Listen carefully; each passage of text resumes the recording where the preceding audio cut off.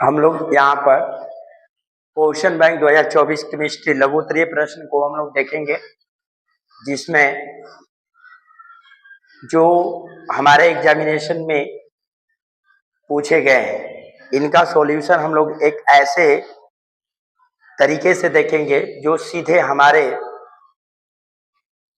Mind में चले जाए, और आप लोग इस प्रश्नों का संग्रह करने के बाद इसका सॉल्यूशन को बार बार रिवीजन करें, ताकि आपके परीक्षा के लिए पास होने में यह 1 नंबर 2 नंबर 5 नंबर में मदद देंगे।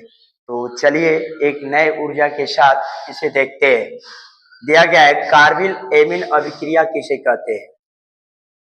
देखिए, जब प्राथमिक एमीन और एल्कोहल पोटेशियम हाइड्रोक्साइड और क्लोरोफॉर्म के साथ गर्म किया जाता है तो कार्बिल एमीन बनता है।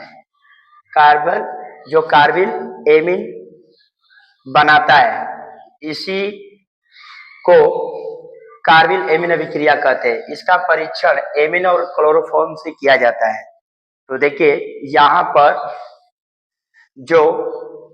प्राथमिक एमीन है, यहाँ पर 1 एमीन है, तो यहाँ पर प्राथमिक एमीन क्लोरोफॉर्म और पोटेशियम हाइड्रोक्साइड, जब इससे अभिक्रिया कराया गया तो यहाँ से जो हाइड्रोजन थे, इसके जो हाइड्रोजन देखिए NC इसके साथ आकर के मिल गया, और जो यहाँ से 2 हाइड्रोजन था वह विस्थापित हुआ। यहाँ से 2 हाइड्रोजन जो था यहाँ पर विस्थापित हुआ, और यहाँ से 3, तो 3 2 5, एक हाइड्रोजन यहाँ से आया 6, 3H2, और यहाँ से ऑक्सीजन जल बनाया 3H2O, और यहाँ से जो क्लोरीन था ये पोटासियम के साथ चेंज होकर 3 पोटासियम क्लोराइड बनाया। तो इस तरह से यहाँ पर जो आया हुआ आपका इसका जो अभिक्रिया के उपरांत जो उत्पाद बना वो साइनोइथेन और 3 पोटासियम क्लोराइड और जल का निर्माण किया। तो यह जो अभिक्रिया हुई है इसकी पहचान हमारा क्लोरोफॉर्म से और उसके बाद एमीन से, यहाँ पर क्लोरोफॉर्म से और एमीन से पता चल जाता है कि यह कार्बिल एमीन अभिक्रिया है। अब यहाँ पर दिया हुआ है IUPAC नाम लिखना है इन सब का। तो सबसे पहले हम लोग कार्बन को गिनते हैं श्रृंखला। देखिए यहाँ पर जो कार्बन की श्रृंखला है, यहाँ पर देखिए यहाँ जो कार्बन की श्रृंखला है तो हम इसका काउंटिंग इस प्रकार से करेंगे, इनसे श्रृंखला से जुड़ी हुई जो प्रतिस्थापित है और क्रियाशील मूलक उनको नंबर कम मिले। तो देखिए हम यहाँ से किए तो 1 2 3, तो यहाँ पर जो क्रियाशील मूलक है इसे 1 नंबर मिला, और प्रतिस्थापी जो यहाँ मेथिल है इसको 2 मिला, इसको 3 मिला। यदि हम यहाँ से करते हैं तो वही नंबर तो मिलेगा प्रतिस्थापी को, मगर जो क्रियाशील मूलक है इसको 3 मिलेगा, इसलिए इधर का काउंटिंग गलत है और इधर का सही है। तो इसके मुताबिक हम सबसे पहले प्रतिस्थापी लिखते हैं। ये प्रतिस्थापी में क्या है, 2 नीचे मेथिल है और 2 ऊपर है। यहाँ पर लिखेंगे 2 2 मेथिल,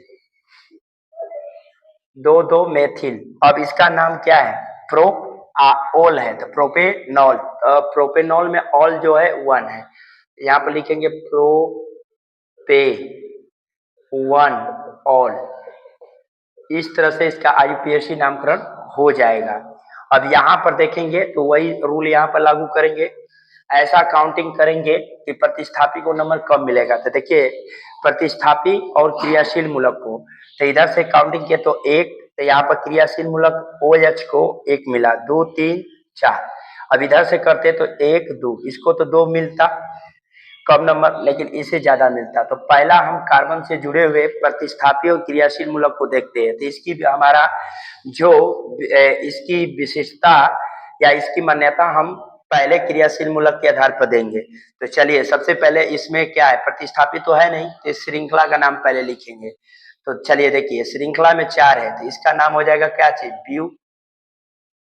ब्यूटे, और 1 3 डाई, ऑल। देखिए यहाँ वन बाउंड है इसलिए ब्यूटेनॉल हो सकता है, ब्यूटेनॉल भी इसको लिखा जा सकता है। अब आगे चलिए देखिए यहाँ पर निम्नलिखित के एक एक उदाहरण देना है। संश्लेषित बहुलक और संघलन बहुलक। तो संश्लेषित बहुलक कौन है? तो वैसे बहुलक जिन्हें प्रयोगशाला में बनाया जाता है उसे संश्लेषित कहते हैं। वैसे बहुलक जिनको प्रयोगशाला में बनाते हैं उसको संश्लेषित कहते हैं बहुलक। जैसे पीवीसी एक प्रकार की पाइप जो प्लास्टिक आपने देखा होगा, टेफ्लॉन, लाइलॉन और बैकेलाइट इत्यादि। और संघलन बहुलक कौन कहलाते हैं? तो संघलन बहुलीकरण द्वारा, संघलन का मतलब कोई वैसे बहुलक जिसको हम एक बर्फ की तरह उसे जमा करके उसे प्राप्त करते हैं, तो ऐसी विधि से जो प्राप्त होता है उसे हम कहते हैं संघलन बहुलक। जैसे पॉलिएस्टर और पॉलीमाइड इत्यादि इनका एक उदाहरण है। इस तरह से हम लोग 1, 2, 4 प्रश्नों का उत्तर दिए।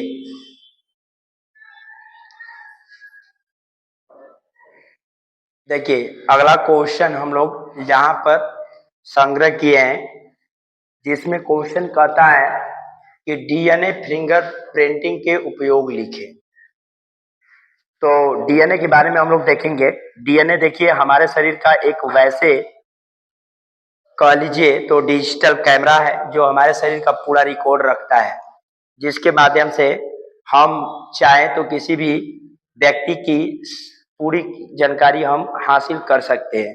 तो जो हमारा फिंगरप्रिंट है डीएनए का, इसके साथ साथ हमारा आज के फ्यूचर के हिसाब से इसका ज्यादा प्रयोग होता है। बैंक में होता है, नौकरी में होता है, साथ में हमारे दैनिक जीवन काल में होता है, साथ में समाज में पनपते हुए भ्रष्टाचार को रोकने में होता है, और इसके सिवा इलेक्ट्रॉनिक मोबाइलों में होता है, इलेक्ट्रॉनिक युक्तियों में इसका प्रयोग किया जाता है जो डीएनए फिंगरप्रिंट है।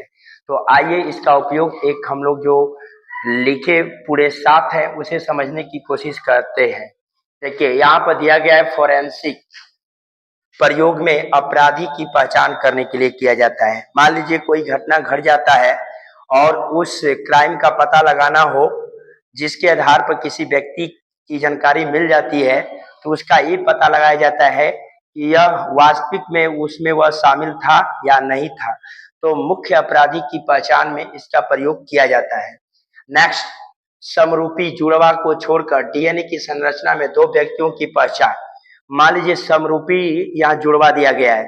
मान लीजिए कोई ऐसा लड़का होता है, जो ऐसा कोई माता पिता होते हैं जिन्हें जुड़वा बच्चे पैदा होते हैं, तो अधिकांश जुड़वा का भी ये रिकॉर्ड दे देता है, लेकिन 1-2% ऐसा होता है कि समस्या कॉम्प्लिकेटेड बन जाती है। तो ऐसी समस्या को छोड़कर यदि अन्य संतान है जो समरूपी नहीं है, तो वो दोनों की रिकॉर्ड इसके आधार पर निकाला जा सकता है कि दोनों व्यक्ति अलग अलग समूह के हैं। नेक्स्ट, मृत व्यक्तियों की जानकारी में आज के भ्रष्टाचार फैल रहा है, उसके यदि हिसाब से देखा जाए तो कभी अकस्मात मृत्यु हो जाती है, जिसमें लोगों की पहचान करने के लिए एक फोरेंसिक जो लैब का प्रयोग किया जाता है, जहां पर यदि मान लीजिए कोई घटना मर्डर हो जाता है और उस व्यक्ति की पहचान नहीं हो पाता है, अर्थात उसकी मौत बुरी तरीके से हुआ है, तो उस समय इसकी पहचान एक आपको डीएनए टेस्ट के द्वारा किया जाता है। अगला है किसी संतान के माता पिता की जानकारी। आज की समस्या को बढ़ते हुए कभी कभी ऐसा होता है घरेलू और ग्रामीण क्षेत्रों में कि माता पिता अपने संतानों को मानने से इनकार कर देते हैं। वैसे स्थिति में डीएनए टेस्ट करके उनके वास्तविक माता पिता की जानकारी लगाई जा सकती है। अगला है न्यायालय में पैतृक निर्धारण करने हेतु जो क्रियाएं माता पिता की समस्या जब कॉम्प्लिकेटेड कठिन बन जाती है, जब वह न्यायालय में जाता है तो जज के सामने डीएनए टेस्ट की जो फॉरेंसिक रिपोर्ट होती है पेश किया जाता है। उसके हिसाब से जज को न्याय देने में एक सरलता मिल जाती है और वह अच्छे तरीका से न्याय के कुर्सी पर बैठकर न्याय का पालन कर लेता है। अगला है मानव जीनोम। में अनुवांशिक नक्शे के तैयार करने के लिए। मान आज देख लीजिए जो आज गुणसूत्र है, क्रोमोसोम है, उसमें मानव के क्रोमोसोम का एक जो मैप है, नक्शा है, उसे तैयार करने में इसका प्रयोग किया जाता है। अगला क्वेश्चन, तो इस तरह से हम लोग का डीएनए जो फिंगर प्रिंटिंग का उपयोग जो है एक सरल तरीका से हम लोग समझे। नेक्स्ट है संक्रमण तत्व जटिल यौगिक का निर्माण करते हैं, क्यों? तो देखिए संक्रमण जो तत्व है यह जटिल यौगिक का निर्माण इसलिए करते हैं कि इनका जो इलेक्ट्रॉनिक विन्यास है N-1D या जो NS या PS के रूप में पाया जाता है और इसमें जो आवेश की मात्रा होती है वे जो आवेश होता है उच्च यह अपने पास रखते हैं, इसीलिए यह जटिल यौगिक का निर्माण करते हैं। तो यहाँ पर जो हम लोग ने इसके बारे में इकट्ठा किया है उसके बारे में जानते हैं। देखिए क्योंकि इनका इलेक्ट्रॉनिक विन्यास N-1D, NS या NP ऑर्बिटल में पाए जाते हैं, साथ में इनकी जो आवेश है वो उच्च मात्रा में पाई जाती है, तो इस तरह से यह क्या होते हैं, जटिल यौगिक का निर्माण करते हैं। तो हम लोग एक नए समझ के साथ ये 5 प्रश्नों का उत्तर हम लोग खत्म किया और आपसे मैं सलाह दूंगा कि अपने स्वास्थ्य को ध्यान में रखते हुए प्रश्नों और जो तैयारी है इसमें 4 चांद लगा दीजिए ताकि आपका एक अच्छे मार्क्स आए और हम सब आप मिलकर एक नए बधाई की ओर और नई उमंग और ताज के साथ नए सपने का तैयारी करें। तो थैंक यू।